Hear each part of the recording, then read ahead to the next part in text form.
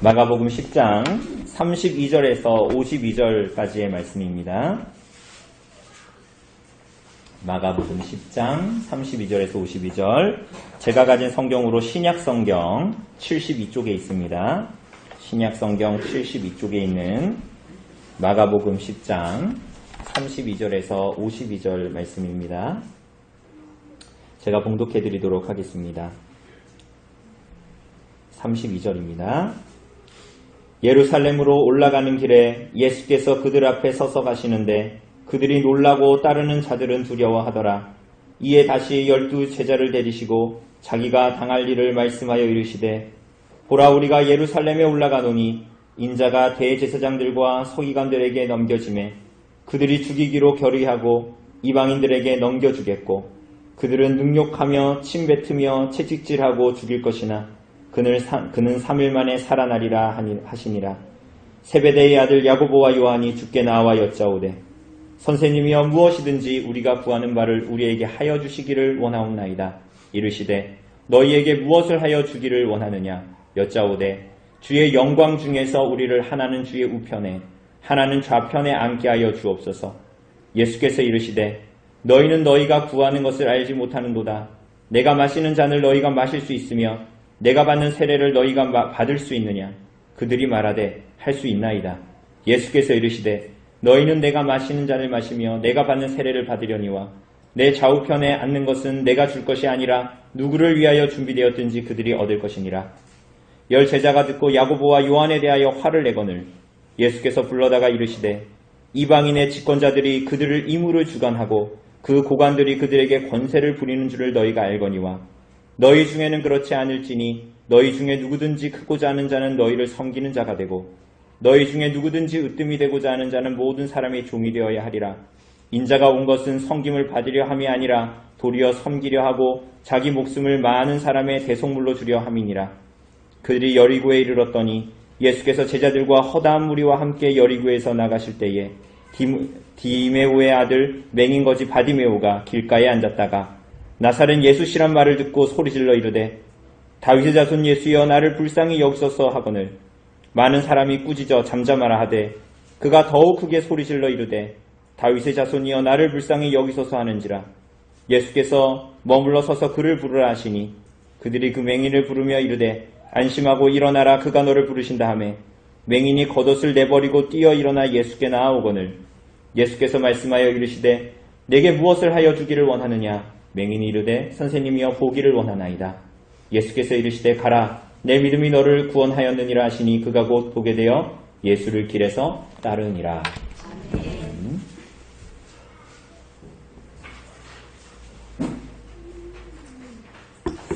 사랑하는 여러분, 하나님께서는 범죄하여 타락하여 죽을 수밖에 없는 우리들을 구원하시기 위해서 하나님께서 우리들의 아버지가 되시고 하나님께서 우리들을 아들 삼아 주시기 위해서 성자 하나님이신 예수 그리스도를 이 땅에 보내주셨습니다. 그래서 하나님은 죄를 알지도 못하시는 예수님을 우리들을 위한 화목 제물로 대속 제물로 삼으셔서 죄인의 사형틀에 십자가에 달려 죽게 하셨습니다. 예수님은 이 땅에 계시면서 하나님의 법에 하나님의 율법에 온전히 순종하여 의를 이루실 뿐만이 아니라 하나님의 뜻에 순종하여 십자가에 달려 죽으시는 일조차도 하나님께 순종하셨습니다. 그런데 예수님은 그렇게 십자가에서 죽으심으로 끝나신 것이 아니라 예수님은 장사된 지 3일 만에 부활하셨고, 그죠? 그리고 제자들에게 보이시고 가르치시고 그리고 제자들이 보는 가운데에 승천하셨습니다. 왜 예수님이 우리들의 눈에 보이도록 승천하셨을까요? 우리가 전에도 다룬 것처럼 이제 그리스도를 믿는 모든 자들이 이 땅을 그저 이 땅을 밟고 사는 인생으로 살아가지 아니하고 올라가신 그 예수 그리스도를 바라보는 그대로 하늘에 계신 그리스도를 바라봄으로 이 땅을 믿음으로 살도록 우리들을 부르신 것이지요. 그죠? 믿음으로 이 땅을 살도록 주님께서 부르신 것입니다. 믿음으로 사시길 바랍니다. 그런데 여러분 그 믿음이라는 것이 우리들도 알고 있다시피 우리들 안에서 일어날 수도 없고 우리들 안에서 생성될 수도 없고 우리가 시체와 같은 자들이라 시체 앞에 음식을 갖다 놓으면 식욕을 전혀 느끼지 못하는 것과 같이 우리들이 하나님을 구하지도 않고 하나님을 바라지도 않는 우리들이기 때문에 그리스도께서는 우리를 위해 죽으실 뿐 아니라 성자께서 성부 하나님으로부터 받으신 성령을 우리들에게 보내주셔서 우리가 그 그리스도를 진실로 믿고 의지하는 삶이 가능하도록 보혜사 성령을 우리들에게 보내주셨습니다. 그래서 이 땅을 사는 모든 성도들은 그 성령의 은혜의 사역인 성화의 길을 그러니까 성령께서 우리 안에 거하심으로 말미암아 동행하심으로 말미암아 우리가 이제 성령께서 하시는 은혜의 사역인 칭의, 양자됨, 하나님의 아들됨 뿐만이 아니라 성화, 하나님을 닮아가는 그리스도를 닮아가는 삶을 살아가게 됩니다. 그런데 그리스도를 표방하고 그리스도께서 이렇게 희생하셨으니 나도 그렇게 가야지 라는 이유가 아니라 그야말로 하나님의 아들 그리스도를 진실로 존재적으로 담도록 우리들을 부르신 것입니다. 그것은 사실은 우리들 자연인으로서는 가능한 일이 아니고 우리들 스스로도 경험하다시피 불가능한 일이고 신비한 일입니다. 하나님을 닮는다는 것이. 그렇게 그리스도를 믿고 의지하고 믿으며 살아가게 되죠. 여러분 그런데 그 길이, 그 성화의 길이 쉽습니까? 어렵습니까? 때로는 평안한 때도 있죠. 그런데 많은 경우 험난하고 어렵고 거의 쓰러지기까지 고통스러운 순간들도 있습니다. 그죠? 그런데 오늘 여러분들은 어떻게 하나님 앞에 나오셨어요? 우리들 자신에게만 그 일이 맡겨져 있다면 그죠? 우리들은 하나님을 찾을 수도 없고 부를 수도 없고 그 경주를 계속적으로 달릴 수도 없겠지요. 그죠? 그런데 성령께서 우리들을 붙드시고 지키심으로 말미암아 우리들이 성령께서 우리들에게 행하시는 그 성화의 길을 주님을 닮는 길을 주님을 영화롭게 하는 길을 갈 수 있도록 도우시는 것입니다. 그죠? 우리가 이번에 충계신방 때 시편 121편을 다뤘는데 우리가 거기서 그 8절의 짧은 이 8절의 말씀 가운데 6절이나 다 주어가 나가 아니라 여호와였습니다. 여호와께서 지키시고 여호와께서 인도하시고 여호와께서 돌보시는 것이 가장 선정적으로 우리들에게 일하시는 그 하나님의 사역인 것이지요. 그것이 없다면 우리들은 오늘도 하나님을 믿고 따를 수가 없는 것입니다. 그렇게 우리가 성부와 성자로부터 나오신 성령께서 우리와 동행하심으로 우리가 이 땅에서 믿음으로 살게 됩니다. 그런데 이 놀라운 일, 시체가, 썩어가는 시체가 생명을 얻어 기동하는 것과 같은, 여러분 시체가 다시 일어나서 요즘에는 영화에서 좀비 이런 거 많이 나오지만 그런 거 말고 실제로 시체가 일어나서 생명을 얻어 살아가는 것은 우리가 볼 수가 없지 않습니까? 그죠? 그런데 우리들이 경험하는 것이, 신자들이 경험하는 것이 마치 그와 같은 것이에요. 전혀 일어날 수 없는 일. 그죠? 새 생명으로 살아갈 수 있는 길. 그리스도를 닮을 수 있는 길. 성령으로 말미암는 그 일이 사실은 근원적으로는 우리가 알다시피 예수 그리스도와 그분의 사역으로 말미암아 가능하게 됩니다. 그죠?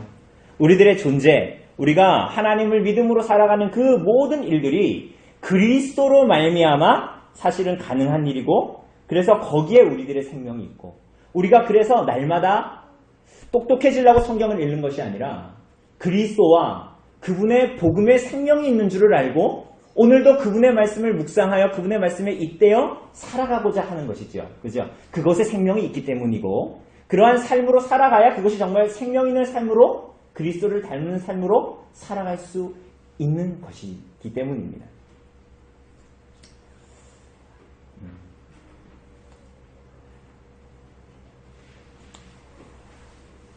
우리들은 사실은 우리가 알아서 하나님을 믿는 어느 순간이 있고 그 이후에는 우리가 알아서 잘 살 수 있는 것 같지만 우리가 알다시피 대부분 그렇지 않습니다.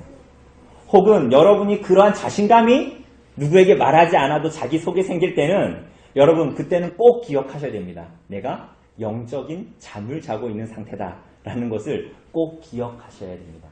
그러니까 그리스도를 오늘 한 번도 그리스도를 의지하지 않고 그리스도의 복음을 의지하지 않아도 내가 그래도 하나님 앞에 나아갈 수 있다라는 담대함이 우리 안에 생길 때 그것은 여러분과 제가 정말로 그런 것이 아니라 여러분과 제가 영적인 잠을 자고 있는 상태일 거라는 거예요. 하나님께서는 우리들을 그렇게 돌보십니다. 죽는 순간까지 죽음 이후에도 우리들을 그렇게 돌보십니다. 여러분 이것은 마치 아이들을 양육하는 것과 굉장히 비슷합니다. 여러분 사람은 우리 동물의 세계나 이런 데에 보면 동물은 난지 몇 시간 지나지 않아도 어떻게 해요? 두 발이 아니죠. 네 발로 서고 뭐 기기도 하고 혹은 당장 그렇게 되지 않아도 몇십 일만 지나도 그래도 개는 개답게 되고 당나귀는 당나귀 같이 살아가지 않습니까? 그런데 사람은 어때요? 사람은 어떻습니까? 의존적인 존재에서 독립적으로 살아가는 존재로 그래도 어느 정도 살아가려면 얼마나 수고를 해야 되죠? 적어도 20년은 수고를 해야죠, 부모가. 그죠? 물론 그 20년도 어떻게 돼요? 그 20년도 철없는 아이들은, 저같이 철없는 사람은 내가 잘나가지고 내가 잘 컸다라고 생각하겠지만 그 20년의 시간 동안 부모는 어떻게 해야 됩니까? 부모가 끊임없이 아이를 위해서 희생하고 포기할 때 그 아이가 어떻게 되는 거예요? 번듯한 성인으로 자라갈 수가 있게 되죠. 여러분 제가 이 말씀을 드리는 이유는 오늘 본문의 전체적인 주제가 여기에 담겨있기 때문입니다. 여러분 저는 잘 못하는 건데 재미없는 동화책을 아이들에게 읽어주지 않으면 여러분 내용 다 알잖아요. 그 재미없는 동화책을 앉아서 저는 잘 못하지만 읽어주지 않으면 아이들의 지성과 마음은 잘 자라지가 않죠. 우리 아이들이 셋이지 않습니까? 식탁에 앉으면 식탁에 안 앉을 때도 마찬가지입니다. 3명이 한마디씩 다 하면 그 식탁이 굉장히 시끄러워지지 않습니까? 그런데 그 아이들의 시시콜콜한 하나하나의 이야기를 들어주는 일, 먹이는 일, 사실은 이 모든 일들이 부모의 시간과 자유를 포기하지 않으면 전혀 불가능한 일이지요. 다르게 얘기하면 부모가 희생하지 않으면 아이들은 제대로 자라지 못하게 됩니다. 그래서 TV에 나오는 어떤 부모들은 자신의 삶이 방해받는 것을 원하지 않고 그렇게 자녀에게 내줄 마음과 희생할 마음이 없는데 그럴 때 어떻게 돼요? 그의 자녀들은 몸은 크는데 마음은 어때요? 여전히 아이와 같고 의존적인 아이의 수준을 벗어날 수 없는 결과를 낳게 됩니다. 그래서 어떻게 됩니까? 부모가 희생을 하거나 자녀가 희생을 하거나 둘 중에 하나입니다. 그죠? 이게 무슨 말씀인지 이해되시죠? 부모가 잠시 고통을 참든지 자녀가 평생 그 고통 속에서 삶을 낭비하든지 둘 중에 하나입니다. 그죠? 그러면 진정한 사랑은 뭡니까? 진정한 사랑은 결국은 대신 희생하는 것이지요.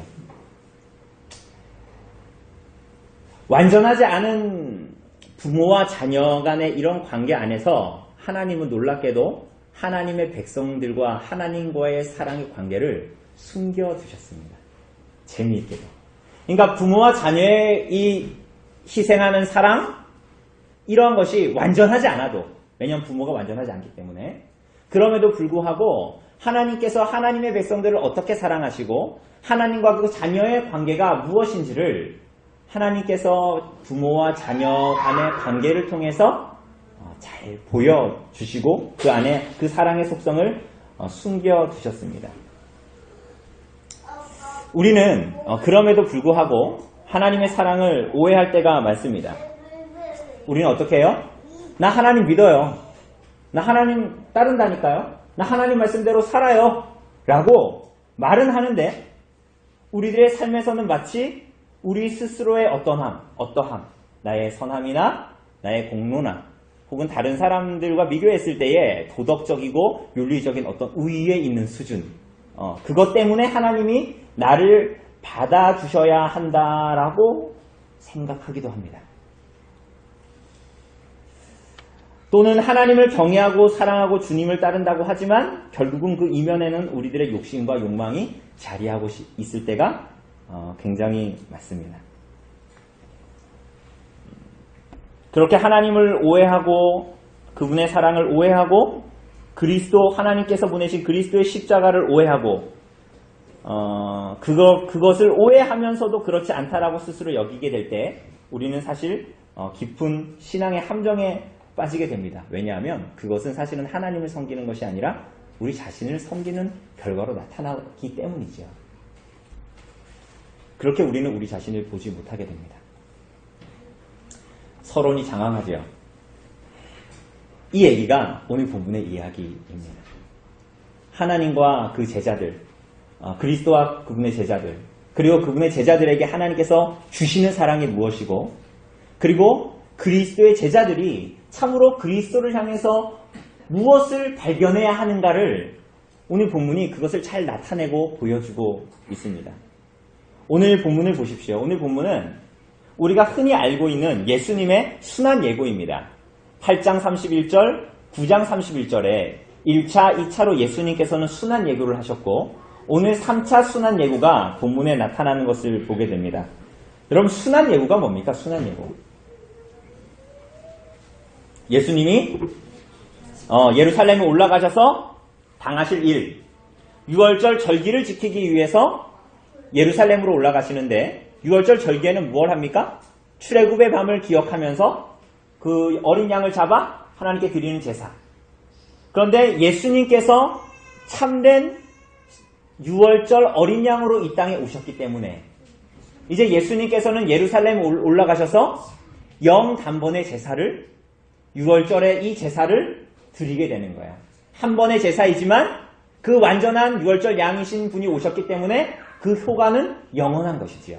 다시는 6월절의 제사가 있을 필요가 없게 되는 그 제사를 예수님께서 자신이 제사장 되시고 자신이 제물 되심으로 하나님께 드리기 위해서 우리들의 죄를 위한 대속제물로 드리기 위해서 이렇게 예루살렘으로 올라가시는 것입니다. 여러분 그런데 이 일은 예수님께서 하실 수도 있고 하지 않으실 수도 있고 그러니까 예수님이 잘하면 십자가에 달리시지 않을 수도 있는 일이 아니었습니다. 오늘 본문에도 보면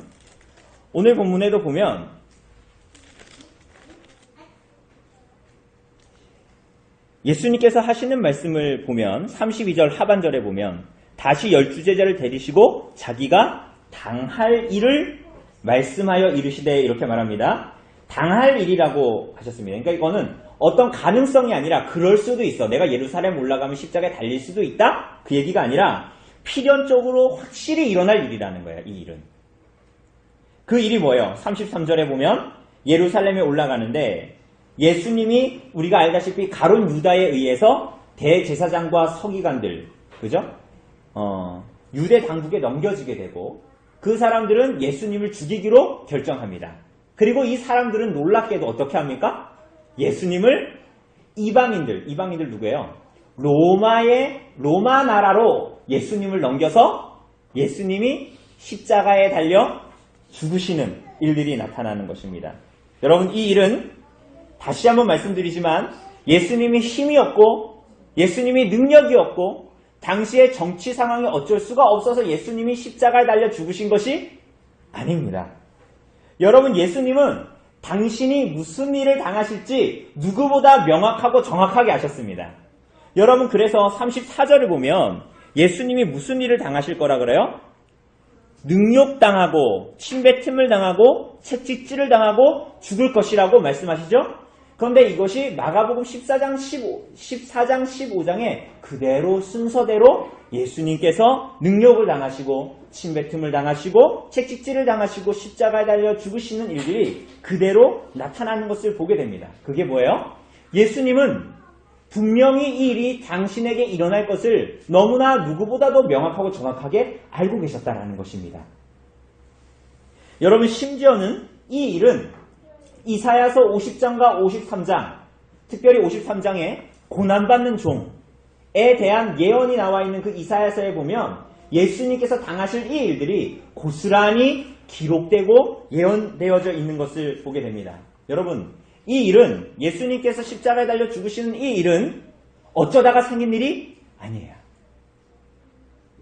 예수님께서 유대인에게 고발되시고 이방인의 손에 죽으시는, 유대인과 이방인의 손에 죽으시는 이 일은 어쩌다가 생긴 일이 아닙니다. 하나님의 완전한 작정과 섭리 가운데에 이 일들은 하나님의 때가 참에 분명히 이루어진 일이었어요. 하나님께서 그리스도를 보내셔서 십자가에 달려 죽게 하시는 구속의 사역이 그대로 나타나고 있고, 그리고 예수님은 이것을 분명히 아시고 예고하십니다. 그런데 여러분, 이 순환 예고는 우리들이 알다시피 순환 예고하니까 예수님이 십자가에 달려 죽으시는 것으로 끝날 것 같지만 그렇지가 않습니다. 어떻게 됩니까?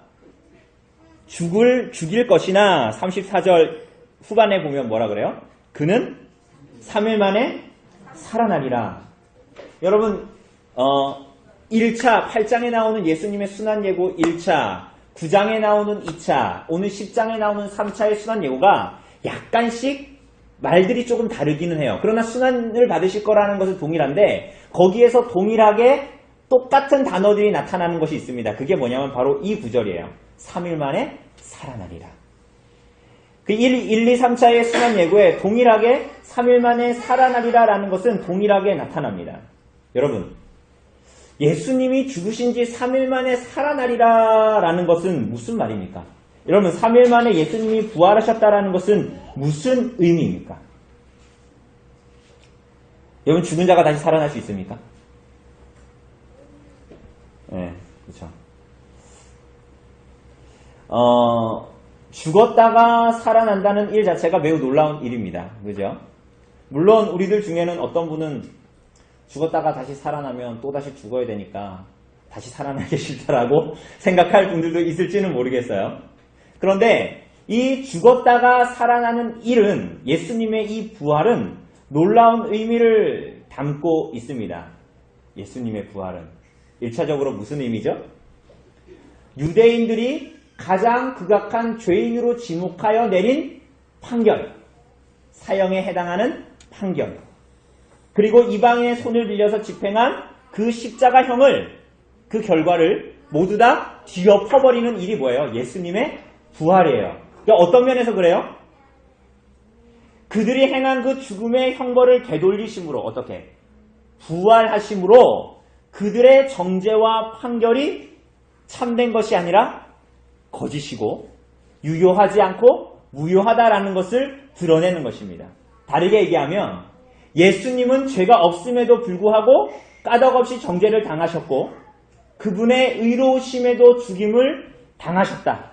다만 우리들의 죄, 모든 죄인의 죄를 담당하기 위해서 죽으셔서 그들의 죄값을 치르시기 위해서 죽으신 죽음이다라는 것을 예수님의 부활로 우리들에게 확증시키시는 거예요. 예수님이 그분의 죄 때문에 죽으신 것도 아니고 그분이 죄인이라 죽으신 것도 아니에요. 그분은 오히려 의로우신 분이시고 오히려 예수께서는 불의한 자들을 위해서 죽으셨다라는 것이 예수님의 부활로 말미암아 도장 찍히는 거예요. 확증되고 그게 그 예수의 죽음이 정말로 그러하다라는 확증이에요. 예수님의 부활이. 뿐만이 아닙니다. 예수님의 부활은 단지 여러분과 저의 죄값을 지불하고 끝났다라는 것만을 말하는 것이 아니에요. 죄와 사망의 권세를 깨뜨리셨습니다. 여러분, 우리 가운데에 죄와 사망의 권세를 깨뜨릴 수 있는 분이 우리 여러분 가운데 있습니까? 여러분, 죄와 권세를 이길 수 있는 분이 여러분 가운데 있어요. 여러분, 우리는 우리 안에 있는 죄성도 이기지 못하는 게 우리 자신이잖아요. 여러분, 근데 그 죄성의 최고의 권세가 뭐예요? 죽음의 권세인데 여러분 그 죄와 사망의 권세를 여러분 가운데 이기실 수 있는 분이 있습니까? 내가 죽지 않으려고 한다고 해서 죽지 않으실 수 있는 분이 있냔 말이에요. 제가 주중에도 말씀드렸는데 제가 신대원 시절에 제 옆방에 살던 선교사님이 캄보디아 선교사님이 38살인데 갑자기 이틀 만에 그냥 갑자기 돌아가셨어요. 주님의 품으로 돌아가셨습니다. 여러분 우리는 죄와 사망의 권세를 이길 수가 없습니다. 우리가 지난주에 봤던 시편 39편이 말한 대로 하나님은 인생을 한 뼘 손바닥만하게 만드셨어요. 그 인간이 아무리 거대하고 대단하고 대단한 자본을 투자하고 엄청난 돈을 벌고 엄청난 권력과 명예를 가진다고 한들 그가 하는 모든 일들이 시편 39편에서 말하는 바와 같이 한숨과 같아요. 대단한 일같이 보이지만 한숨에 사라져버리는 일들입니다. 여러분 대체 누가 죄로 말미암아 이 땅을 지배하는 죄와 사망의 권세를 이길 수가 있습니까? 그러나 예수님의 부활하심은 이렇게 모든 인생들이 굴복하여 살아가는 죄와 사망의 그 무서운 권세를 모든 권세를 무력하게 만들었다는 선언입니다. 이로써 그를 믿고 의지하는 자는 누구나 죽음에서 부활하여 새 생명을 얻는 길을 열어놓으신 그 길로 들어가게 하셨다라는 거예요. 죽은 자가 사는 그 길을 죄된 옛사람이 그리스도와 함께 죽고 그 안에서 새 사람으로 사는 길을 주님께서 그리스도의 부활로 열어놓으셨다는 거예요. 사랑하는 여러분, 그 주님께서 우리들에게 무엇이라고 말씀하십니까? 그 길로 올라오라라고 하십니다. 33절에 보면 보라 우리가 예루살렘에 올라가노니라고 말합니다. 그런데 이것도 되게 특이하죠. 32절의 하반절을 보면 예수님께서 자기가 당할 일을 말씀하시는데 33절에서 예수님께서 말씀하시는 건 뭐라 그래요? 누가 예루살렘에 올라간다? 우리가 예루살렘으로 올라가노니 라고 말합니다. 지금 예수님으로부터 수많은 가르침, 많은 이적들, 예수님에게 수많은 가르침을 받으면서도 깨닫지 못하는 자들에게 그 길로 따라오라. 그 예루살렘으로 올라가는 길로 따라오라 라고 말씀하십니다. 더 본질적으로는 너희가 나와 함께 갈 수 있도록 도우시고 이끄실 것이라는 말이에요. 사실 본질적으로는. 왜 그렇습니까? 예수님을 따르는 그 길에만 생명이 있기 때문이에요. 주님을 따르는 제자대로 이어지지 않는 믿음은 구원하는 믿음이 아니기 때문이에요. 그래서 예수님의 순한 예고를 하시면서 우리가 예루살렘으로 올라가노니 라고 제자들에게 말씀하시는 것입니다. 누구에게요? 제자들에게. 사랑하는 여러분, 하나님은 하나님의 손에서 영원전에 택한 자들을 포기하지 않으십니다. 반드시 그들을 구원해 내십니다. 그죠? 그래서 존 스토트의 말처럼 그분은 천국의 사냥개. 사냥개가 뭡니까? 사냥개가. 사냥개의 본질은 어때요? 물으면 놓지 않는 거죠.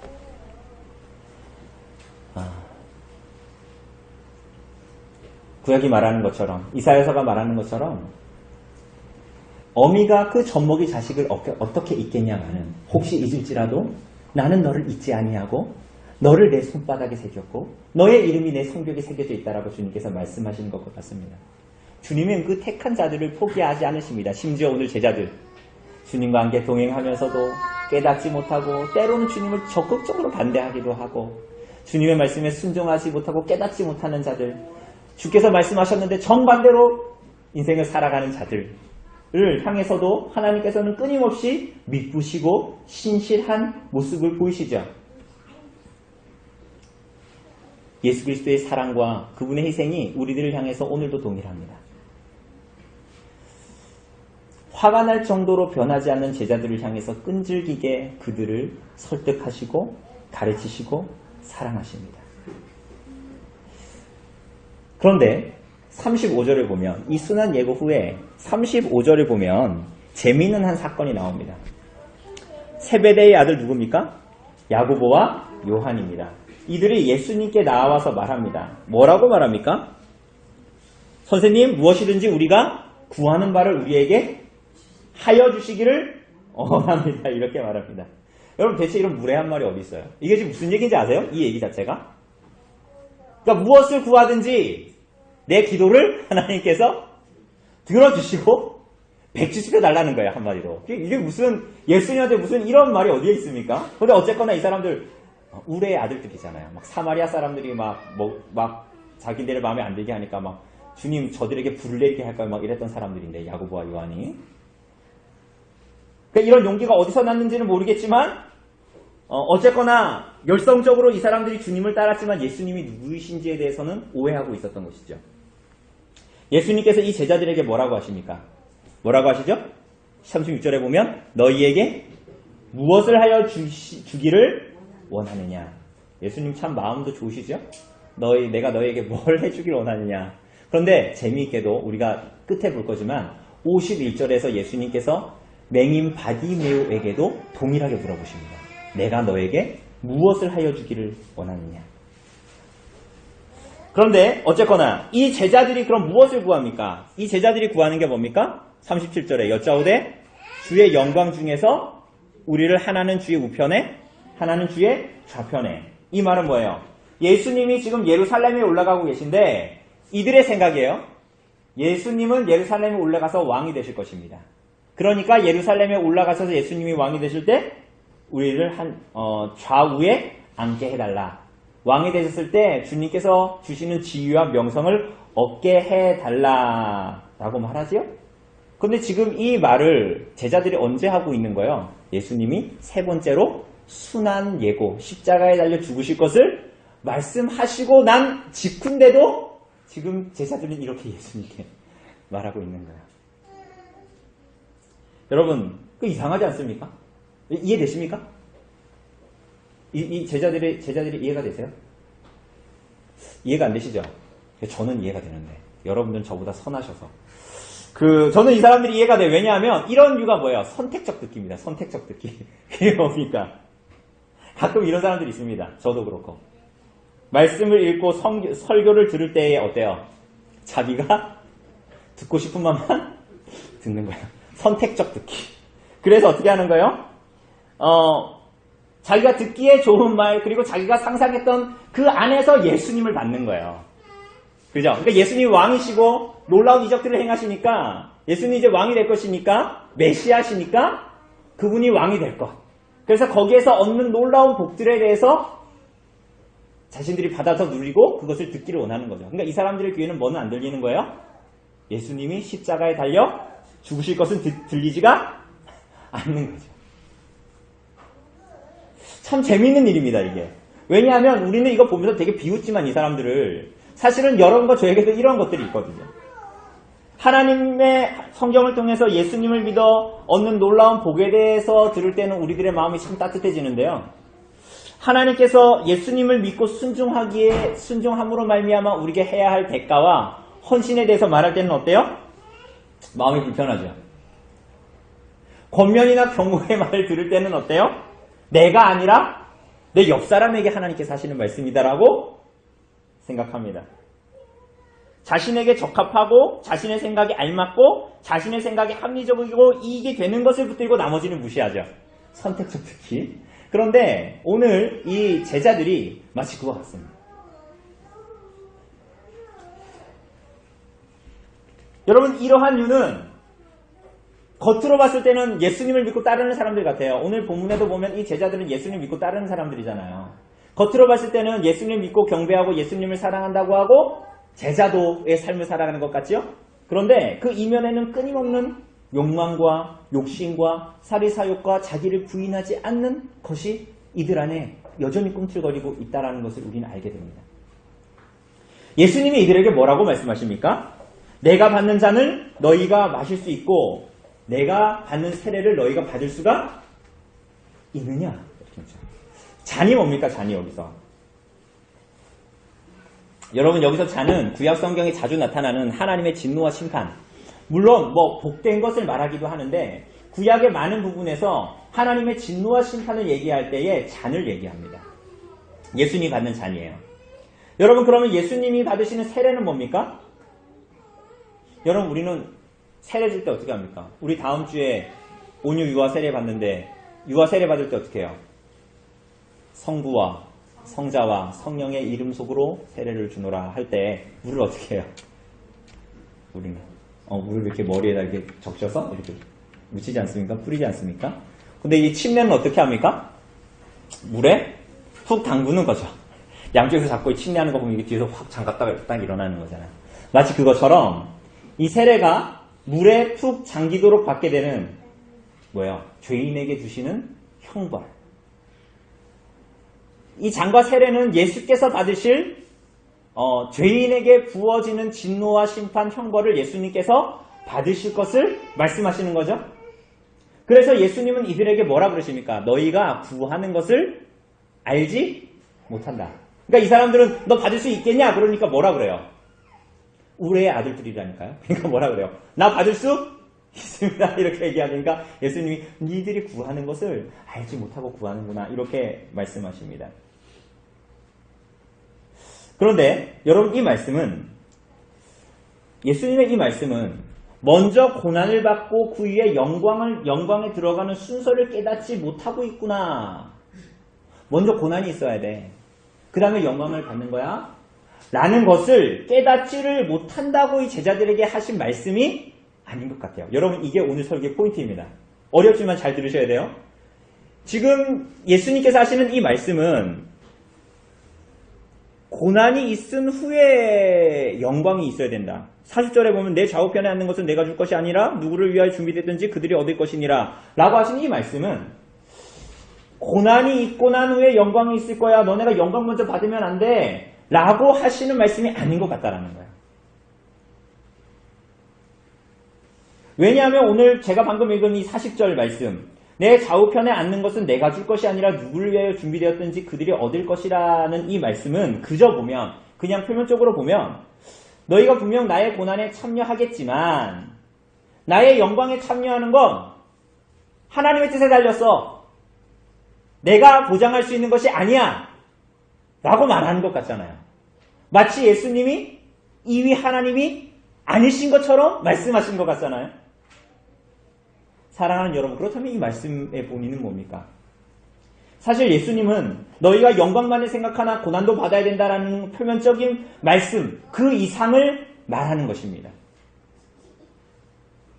오히려 주님의 고난과 죽음에 참여하는 이것은 그분의 생명과 영광에 참여하는 것과 분리될 수가 없는데, 이 영광에 참여하는 것은, 참으로 그리스도의 영광에 참여하는 것은 재림 이후에, 예수님께서 다시 오신 이후에만 우리들이 누리게 되는 것이 아니라 이 땅에서 그리스도를 진실하게 믿는 자가 이미 이 땅에서 이미 주의 영광에 참여하는 자로 살아간다라는 것이에요.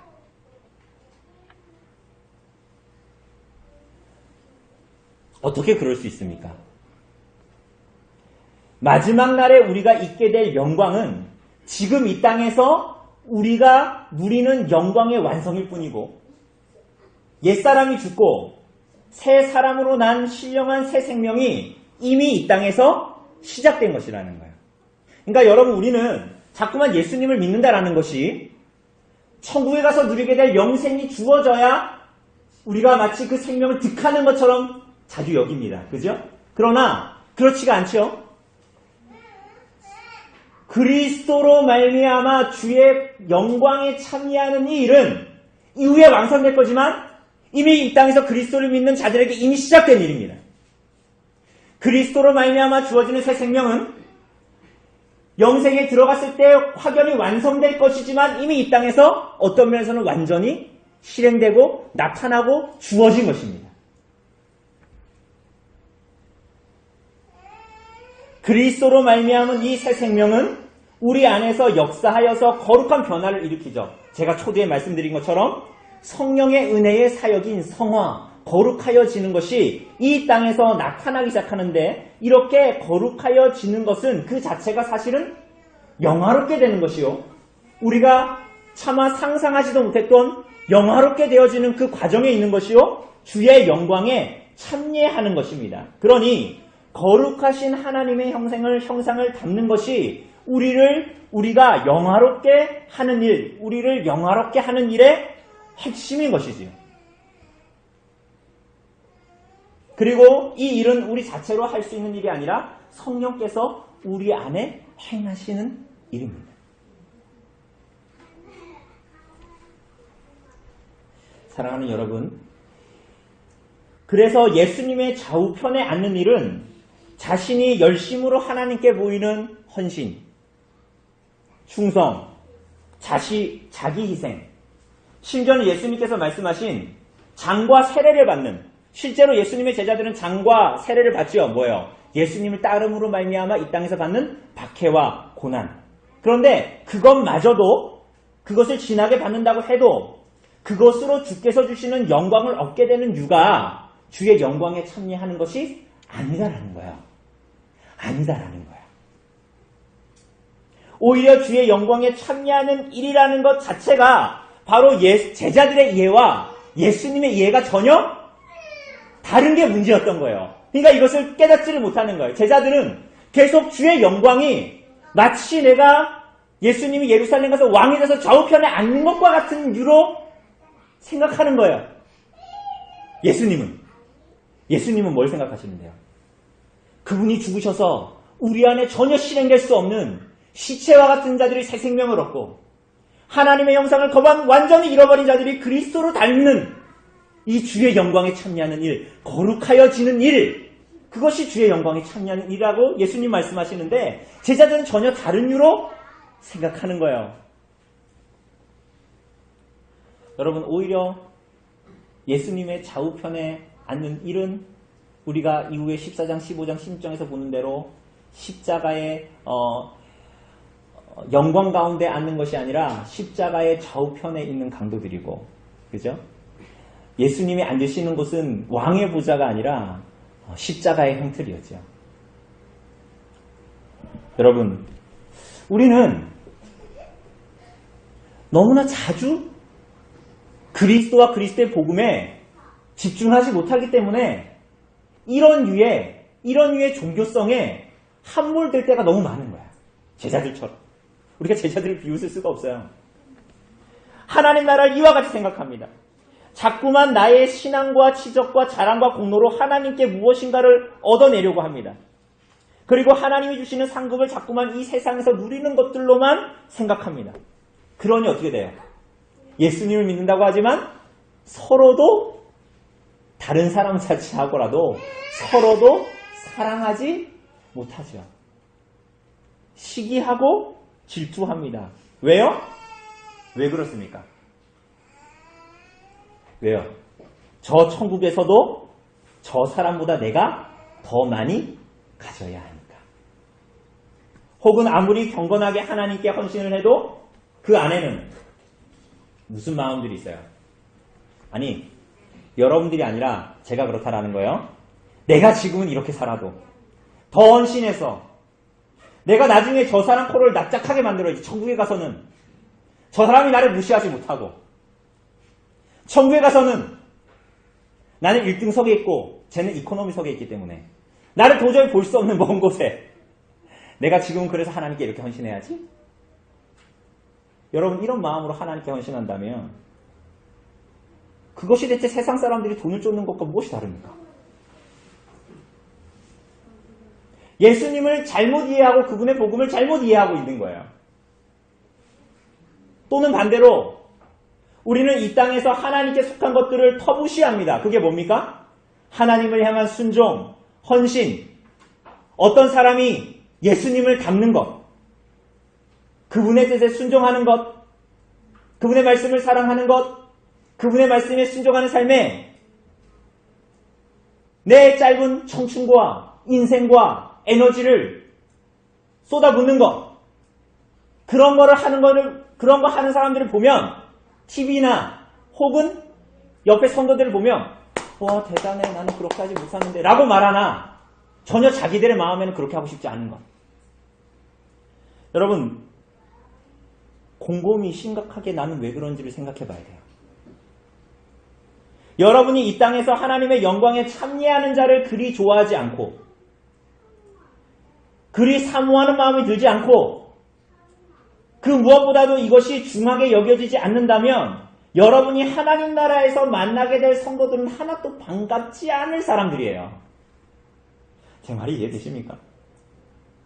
다르게 말하자면 여러분이 이 땅에서 하나님의 영광에 참여하여 하나님께 헌신하고 하나님을 사랑하여 그리스도의 교회를 사랑하고 그분의 말씀에 자신의 삶을 던지는 사람들을 귀하게 여기는 마음이 없다면 이 땅에서 그리스도의 통치를 받고 있는 자들을 보면서 사모하는 마음이 생기지 않는다면 여러분은 천국에 가서 그리스도의 통치가 완연하게 드러나는 그리스도의 계절이 완연하게 드러나는 그 천국이 전혀 달콤하게 여겨지지 않을 것입니다.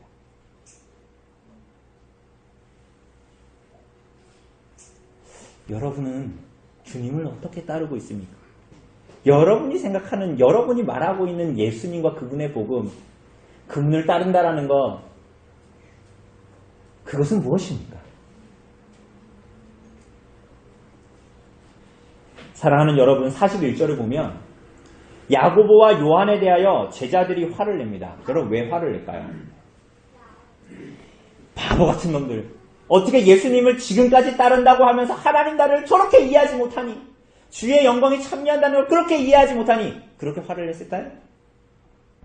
아니에요. 이 제자들이 왜 화를 냈죠? 왜 열을 냅니까? 선수를 쳐서 내가 저 자리를 갖고 싶었는데 쟤네들이 저 야고보와 요한 저놈들이 선수 쳐가지고 나보다 먼저 해가지고 예수님께 사랑을 받고 저 자리를 선수 치라는데 내가 경쟁에서 밀렸네? 그런 시도를 하다니 나쁜 놈들. 이렇게 화를 내는 거예요. 이 제자들도 다 이해하지 못하고. 여러분, 천국 가고 싶으세요? 여러분, 천국이 이런 곳이라면 여러분 정말 천국 가고 싶으십니까? 여러분, 이들의 모습이 이 세상에서 돈이나 지위나 명예나 권력을 탐하는 자들의 심중과 뭐가 다릅니까? 뭐가 다른 것 같아요? 종교적이라는 것만 다른 거예요. 세상에서는 돈을 버는 일에 1등을 하려고 물불 안 가리는 사람이 교회에서는 천국에서도 1등 하려고 열심히 내는 것과 무엇이 다릅니까? 세상에서는 돈 벌려고 열심히 내는 것은 나쁘고 교회에서는 천국에서 이러한 이유로 열심히 내는 것은 잘하는 일입니까? 경건을 장사꾼의 계산법으로 셈하는 거예요. 천국을 세상의 뷰로 생각하는 것입니다. 여러분, 오늘날 한국교회와 성도들이 세상 사람들로부터 지탄받는 이유가 뭐예요?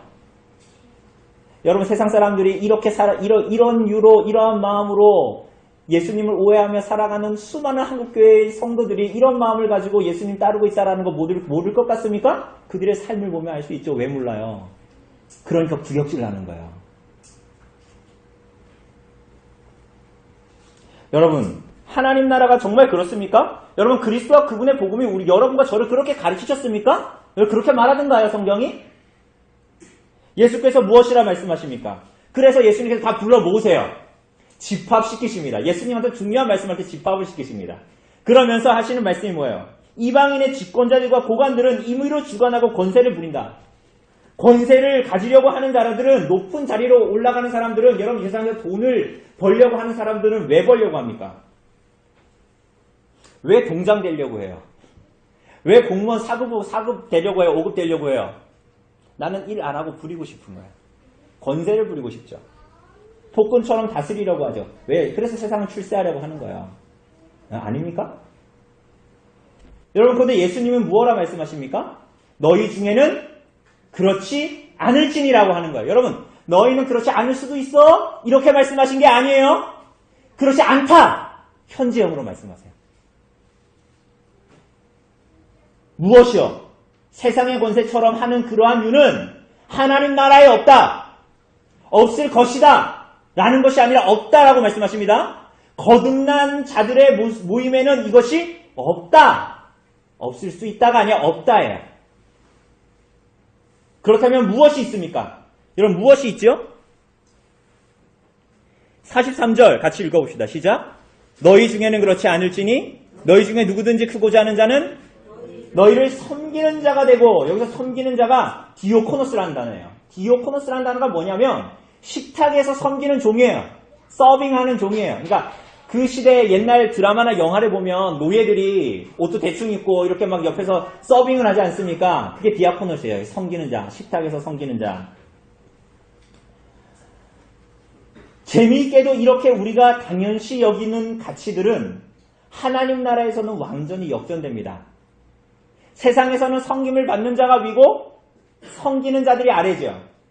그러나 위세와 권력과 명성이 하나님 나라에서는 대단한 것이 아닙니다. 여러분 잘 들으십시오. 섬김이 대단한 것입니다. 그것은 천국에서만 그런 것이 아니라 이 땅에서 주의 영광에 참여한 모든 자들의 삶은 그럴 수 있다가 아니라 그렇습니다. 오늘. 그것이 대단한 것입니다. 세상의 가치와 전혀 다른 것입니다. 세상의 가치를 좀 고친 것이 아니에요. 먼저 된 자가 나중 되고 나중 된 자가 먼저 된 거예요. 앞뒤가 바뀌는 얘기를 지금 예수님께서 하시는 것입니다. 여러분 이것이 그 사람이 하나님 나라에 속했다라는 너무나 명확한 증거가 되는 거예요. 그런데 더 재미있는 것은 대단하지 않은 자, 식탁에서 시종을 드는 아무도 눈을 두지 않는 평범한 어떤 단어, 디아코노스. 너무나 대단하지 않아 보이고 그래서 전혀 대단할까? 라는 궁금증도 갖지 않는 그 평범한 한 사람을 두고 얘기하는 거예요. 하나님 나라에 속한 자는 참으로 섬기는 자로 나타나는데 대단한 모습으로 나타나지 않습니다. 정말로 완전히 대단하지 않은 자로 놀랍게도 식탁에서 시종을 두는 누구도 주의를 기울이지 않고 존재감이 없는 자로 왜 나타납니다. 여러분 왜 그렇죠? 왜 그래요? 존재가 없는 자로 나타나요. 왜 그래요? 왜 그렇죠?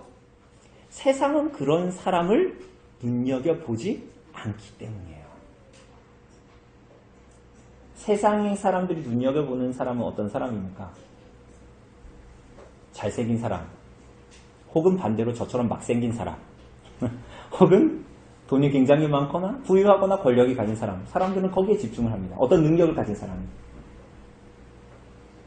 그러나 하나님의 나라는 전혀 그렇지 않습니다.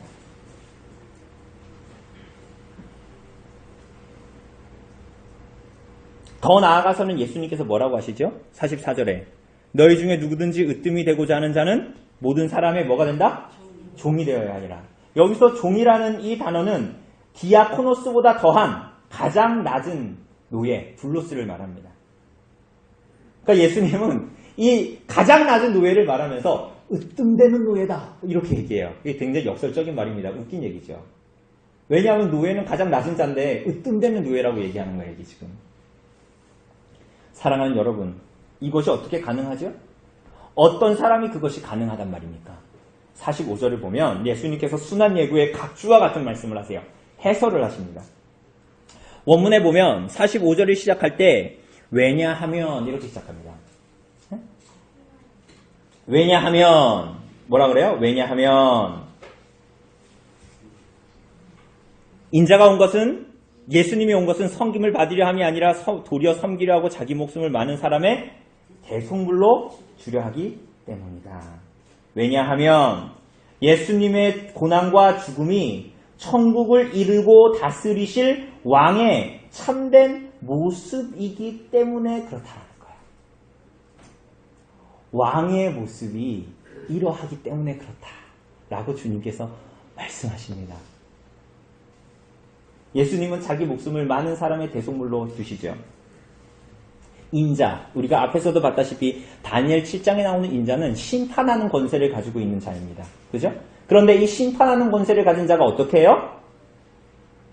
오히려 섬김을 받으려 하지 않고 자기 목숨을 많은 사람의 대속물로 주는 희생, 죄인을 살리려고 이 땅에 오셨다라는 거예요.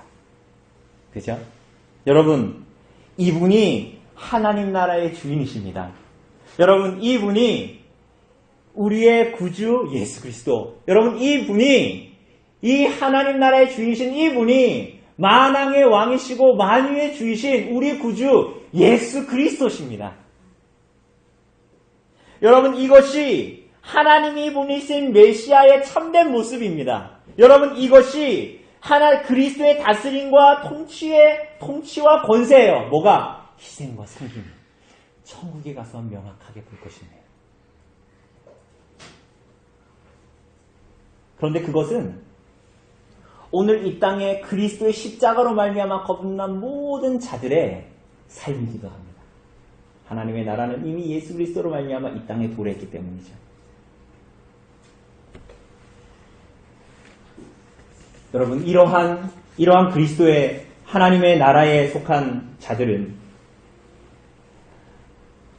그리스도로 말미암아 거듭난 사람들은 세상에서 물들어 뼛속 깊은 곳까지 속된 욕망과 야심이 숨겨져 있는 그것들을 다 끊어내 버리고 자신의 생각과 마음과 자세를 그의 모든 삶을 다해서 바꾸려고 하고 성령께 도움을 요청하게 됩니다. 그렇죠? 왜 그렇습니까? 그리스도께서 우리의 왕이고 제사장이고 선지자이신 그분이 우리들을 구원하셨기 때문입니다. 그리고 그렇게 우리는 주의 영광에 참여하는 자로 나타나도록 우리들을 부르셨기 때문입니다.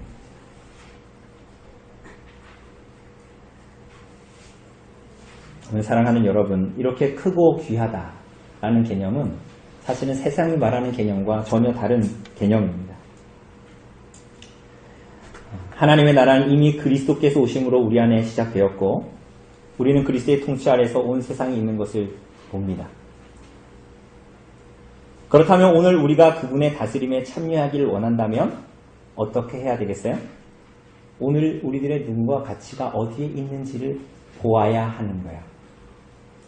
그러니까 우리가 무엇을 추구하면서 살아가는가를 잘 보아야 하는 것입니다.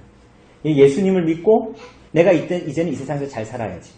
내가 그래서 이 세상에서 살아갈 때 어떤 명예와 높은 자리와 사람들이 원하는 자리에 가면 그리스도의 영광이 드러나고 하나님의 복음이 사람들이 많이 그리스도를 믿으려 하겠지? 천만에요. 그렇지 않습니다. 하나님의 나라는 그러한 유에 속해 있지가 않습니다. 주의 영광에 참여하는 것은 그러한 유가 아닙니다.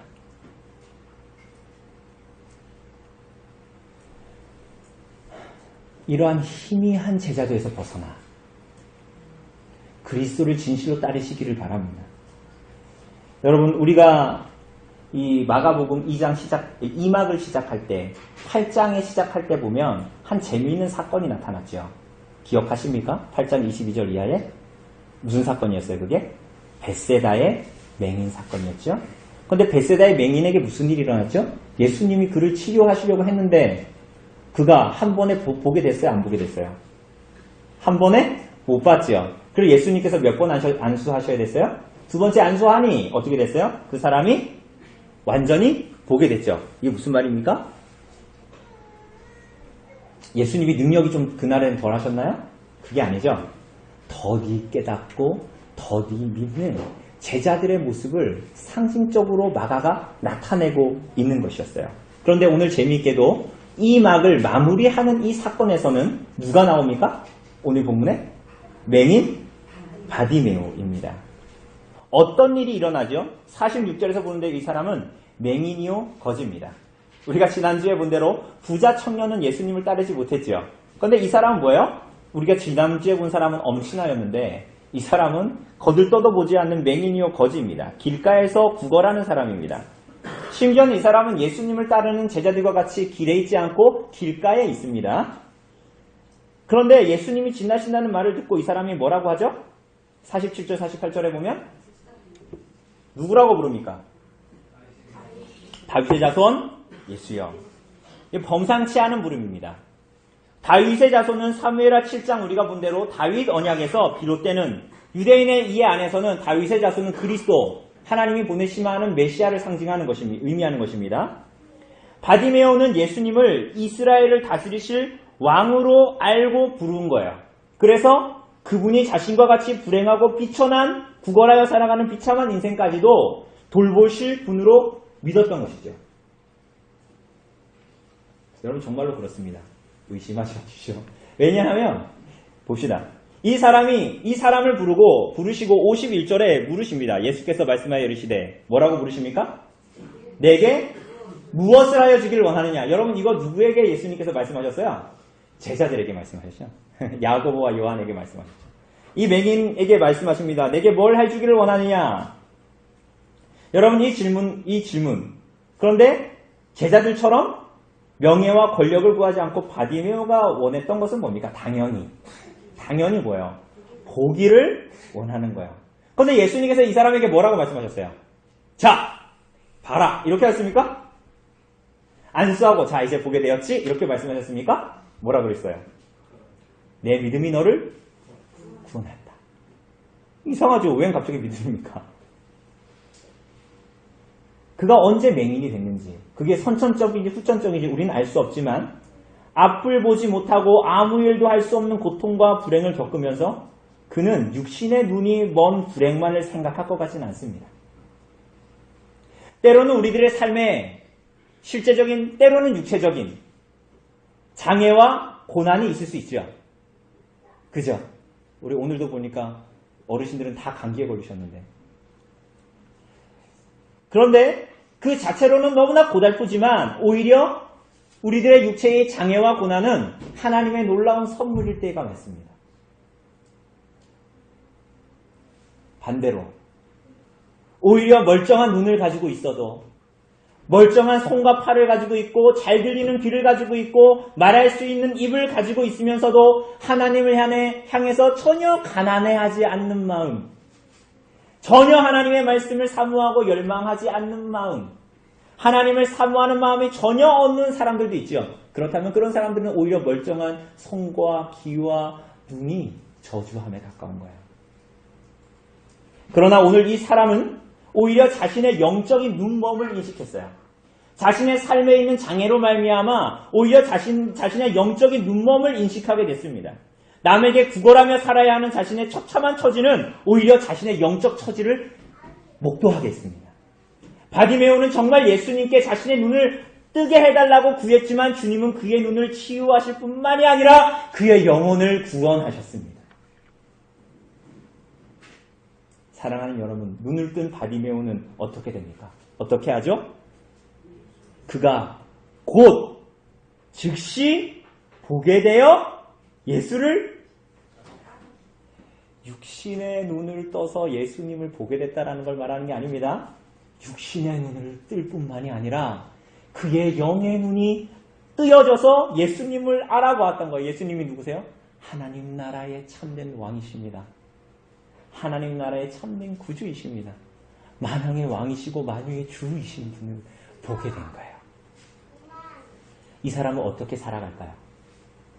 이럴 수도 있고 저럴 수도 있는 삶이 아니라 어떻게 살아가요? 예수를 길에서 따라. 이 길은 무슨 길이에요? 예루살렘으로 올라가는 길. 예수께서 고난과 죽음 가운데로 올라가시는 길. 그 여정, 예수께서 가시는 그 여정에 참여하게 됩니다. 함께 가기를 소원하게 됩니다. 사랑하는 여러분, 성령께서 오늘 여러분과 저에게 이런 은혜를 주시기를 바랍니다. 그리스도를 알고 그분의 복음을 생명처럼 여기고 묵상하고 하루라도 그리스도와 그분의 복음 안에 들어있지 못하면 견딜 수 없는, 그래서 그분을 따르는 것이 억지와 같은 것이 아니라 세상 사람들이 돈을 추구하는 것처럼 나 하나님 나라 가서 잘 살래가 아니라 그리스도를 사랑해서 그분의 복음 때문에 감격하여 그분을 따르는 그 은혜를,